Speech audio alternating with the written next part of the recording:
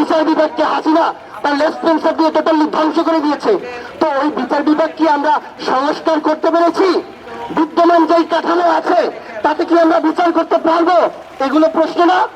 যদি প্রশ্ন থেকেই থাকে তাহলে সংস্কার আমরা কতদিন ধরে কিভাবে বিচার করা যায় সেই পর্যায়ে বিচার বিভাগকে নিতে পারবো, সেই আলাপটা তো জরুরি।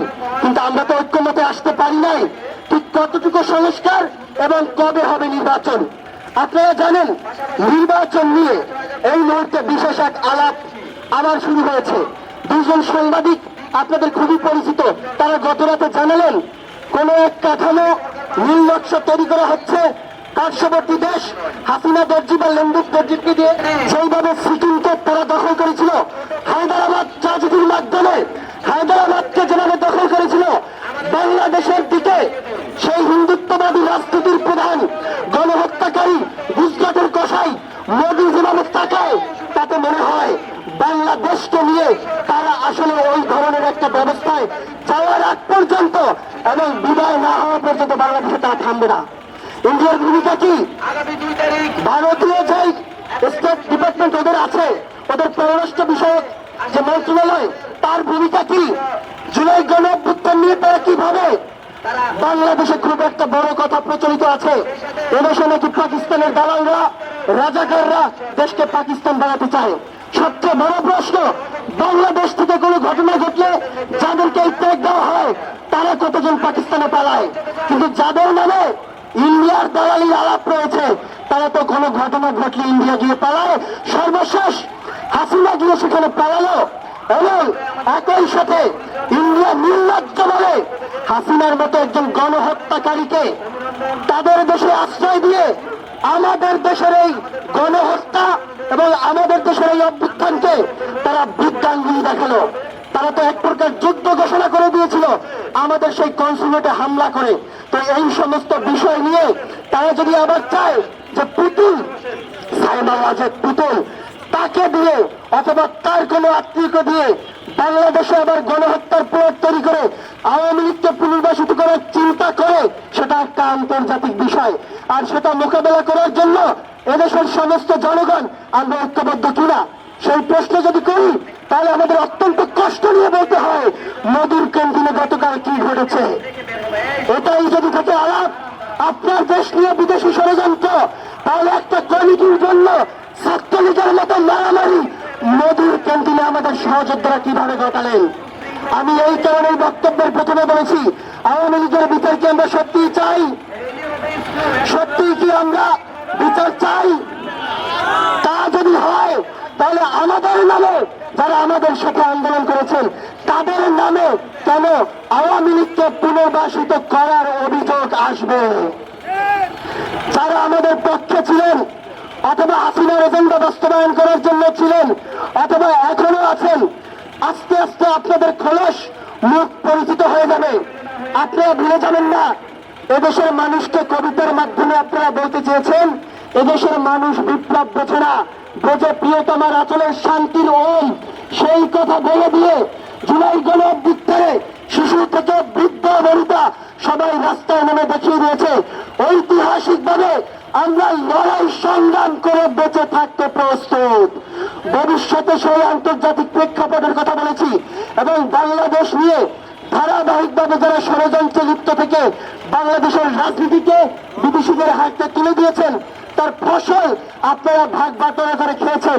তাদের জন্য বলতে চাই যে সমস্ত মুরব্বীরা রাজনৈতিক ব্যক্তিবর্গ এবং সুশীল সেজে বসে এসে নানা বক্তব্য দিয়ে আমাদেরকে একটা দিকে নিতে চেয়েছিলেন, জুলাই গণঅভ্যুত্থানের মাধ্যমে আপনাদেরকে বৃদ্ধাঙ্গুলি দেখিয়েছে। আমি আমার বক্তব্য এখানেই শেষ করছি।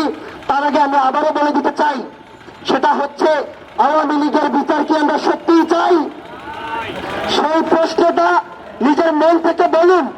আপনি কোন সেই গণহত্যাকারী আওয়ামী লীগকে আশ্রয় প্রশ্রয় দিয়ে তার থেকে সুবিধা নিয়ে টাকার পাহাড় তৈরি করে তারপর জনগণের সামনে রাজনীতি করতে আসেন কিনা? সেটা যদি ঠিক না থাকে টুমরো আওয়ামী লীগের পরিস্থিতি আপনাদের হবে। সেটা আমাদের অভ্যুত্থানকারী শক্তি কোন ব্যক্তির কোন দলের না হোক সেই কামনা করে একই সাথে ন্যায় বিচার বাংলাদেশে প্রতিষ্ঠা হোক। সেটা আমি যদি অপরাধ করি আমার পিছনে যারা গোয়েন্দা সব থাকে তার পরবর্তীতে সেই বিচারের পথ তৈরি করে বাংলাদেশকে একটা ন্যায় বিচারের আবাসস্থল, আশ্রয়স্থল, অভয়ারণ্য হোক সেই কামনা করছি। ধন্যবাদ সবাইকে। ওনারা আমাদের মা বোনের উপরে হামলে পড়েছে 25 মার্চ রাতে, এখানে অপারেশন চালিয়ে আমাদেরকে দেদারস্তে গণহত্যা করেছিল। তারা ছিল বিদেশি শত্রু। কিন্তু দেখবেন ছাত্রলীগ যে আবরার ফাহাদকে হত্যা করলো, সেও তো বিদেশি ছিল না। যাকে মারলো সেও বিদেশি ছিল না। যেই পুলিশরা প্রায় 2000 ছাত্রদেরকে গুলি করলো, তার ভিতরে পুলিশেরও সন্তান ছিল, তারা সবাই এদেশের ছিল। তাহলে ঘটনাটা ঘটালো কিভাবে এবং কারা ঘটালো? এখন যাদের বিচার চাচ্ছি তারাও কেউ বিদেশি না, তারাও এদেশের। আলটিমেটলি একটা রাষ্ট্রের প্রধান কার্যক্রমগুলি হচ্ছে সেখানে ন্যায় বিচার থাকবে, আর সেটাই যদি থাকে তাহলে বিচার করতে হবে। কিন্তু কিভাবে করবেন? যারা আমরা বিচার চাচ্ছি, আমি যদি বলি যে তাদের মধ্যেও যে প্ল্যাটফর্ম থেকে চাচ্ছেন এই দোষীরা লুকিয়ে আছে, আমরাই তাদেরকে সাপোর্ট দিচ্ছি। সেই দোষীদের মধ্যে কেউ হয়তো আমাদের ভাই, আমাদের পরিবারের, আমাদের আত্মীয় স্বজন, অথবা বিচার আমরা চাচ্ছি তাদের কাছে। ডক্টর ইউনূস, আসিফ, নাহিদ ইতিমধ্যে পদত্যাগ করেছেন। আমাদের অন্যান্য ছাত্র বন্ধুরা যারা ইতিমধ্যে সরকারে আছেন তাদের কাছে বিচার চাচ্ছি। তাহলে কি তারা আসলে বিচার করতে চায় না এরকমের কিছু? আমরা যখন আওয়ামী লীগের কাছে বা আওয়ামী লীগ সরকারের কাছে কোনো দাবি নিয়ে যাইতাম, আমাদেরকে জল কামান লাঠি পেটা করে ইচ্ছা মতো উঠিয়ে দিত রাস্তা থেকে, অমানবিক নির্যাতন করতো, রাতের বেলা গুম করতো, দিনের বেলা গুলিজনদের হ্রাস পাওয়া যেত। এমন ঘটনা আওয়ামী লীগ ঘটিয়েছে। এমন রাস্তায় যদি তারা দেখতো যে এই লোককে স্ট্যান্ড বাই পিটিয়ে মেরে ফেলা হবে, সেটাই তারা করতো। আর সর্বশেষ ছাত্রলীগকে তারা সর্বোচ্চ চরমভাবে একটা সন্ত্রাসী সংগঠন হিসেবে আমাদের মাঝে পরিচয় করিয়ে দিয়েছিল। এটাই তো বাস্তবতা। তাহলে আজকে আমরা বিচার চাচ্ছি, একটা সরকারের কাছে বললামই তো, আমরা মনে করি তাদেরকে আমরা সমর্থন দিয়ে ক্ষমতায় বসিয়েছি, তাহলে তারাও বিচার চায়, আমরাও চাই। তাহলে আওয়ামী লীগের বিচার হচ্ছে না কেন? আসল বাধাটা আসলে কোথায়? এক্স্যাক্টলি যারা ওই ক্ষমতায় আছেন এখন বর্তমানে, তাদের বিচার করার ইচ্ছা মর্জি আছে কিনা, এবং আমরা যারা চাই আমরাও আসলে চাওয়ার মতো চাই কিনা। এই শাহবাগ ঐতিহাসিক একটা জায়গা। বিচারের কোনো আলাপ হলেই, নিপীড়িত নির্যাতিত হলেই এখানে আসা হয়।